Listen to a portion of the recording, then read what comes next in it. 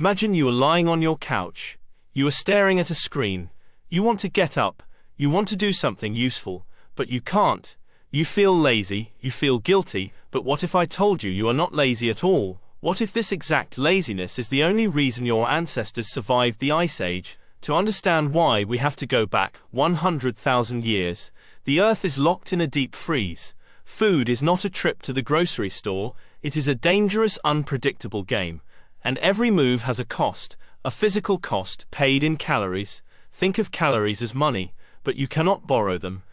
And you cannot print them. You only have what you eat, and eating is incredibly hard. A single day of tracking a mammoth could burn 5,000 calories. That is the equivalent of running a marathon.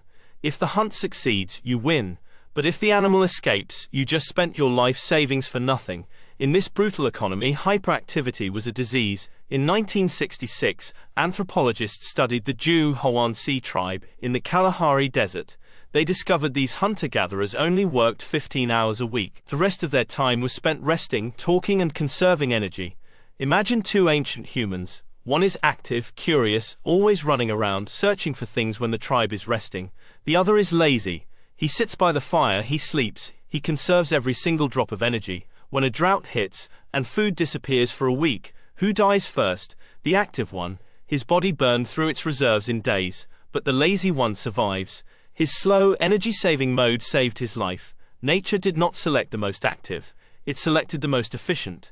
The survivors were the ones who knew how to rest. But conserving energy is only half the battle. You also need to find it. And for a prehistoric brain, energy meant two things: sugar and fat. In the ancient world, sugar was a miracle. Most plants were bitter, tough, or poisonous. Bitter was nature's warning label. But sweet meant safe. Sweet meant pure, fast energy. If a hunter stumbled onto a wild beehive or a bush of ripe berries, it was the jackpot of the year. His brain immediately went into overdrive. It released a massive flood of dopamine. Dopamine is the brain's way of saying, remember this spot, and eat everything, right now. This urge was not greed, it was logic. Because 50,000 years ago there was no way to store food, no refrigerators, no cans, no cupboards. If you didn't eat the honey today, the ants would eat it tomorrow, or the bears would take it. So your ancestors developed a genius storage system, their own bodies. They turned excess sugar into fat. In the Ice Age, fat was not a health problem, it was a life insurance policy. The fatter you were in autumn, the more likely you were to survive the winter. So your brain learned to love fat and sugar, and it rewarded you for eating as much as possible. Now let's fast forward to the modern day. You live in the safest, wealthiest period in human history. You do not hunt. You do not gather. If you want calories, you walk into a supermarket. It is a magical palace of infinite energy. A single shelf contains more calories than your ancestors saw in a year. And you don't even have to run. You just swipe a small plastic card or tap a glass screen. But here is the tragedy. Your brain has no idea what a supermarket is. As far as your biology is concerned, you are still in the Ice Age. And food could disappear at any second. So when you walk past a bakery and smell freshly baked donuts, your ancient brain screams jackpot. It releases a massive wave of dopamine.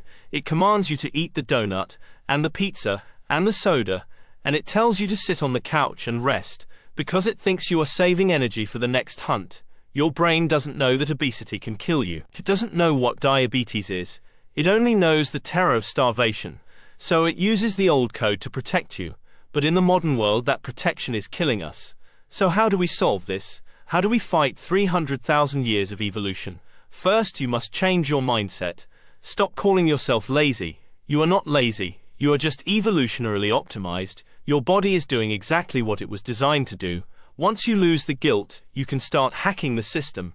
Second, control your environment. Your ancient brain cannot resist temptation. If it sees a cookie, it will make you eat it. It is programmed to do so. The only way to win is to make the cookie invisible. Don't rely on willpower. Willpower is a modern invention. Your biology will always win. Third, trick the dopamine reward loop. Your brain rewards immediate results. Make useful tasks feel rewarding right away, and make lazy habits harder to reach. Put the phone in another room. Put your gym clothes next to your bed. Make the path of least resistance the path you actually want to take. You cannot rewrite the evolutionary code, but you can change the inputs. We live in a world of abundance, but we carry the spirits of survivors of the freeze. The fatter, lazier, more cautious ancestors were the ones who lived to pass down their genes. You are the result of their victory.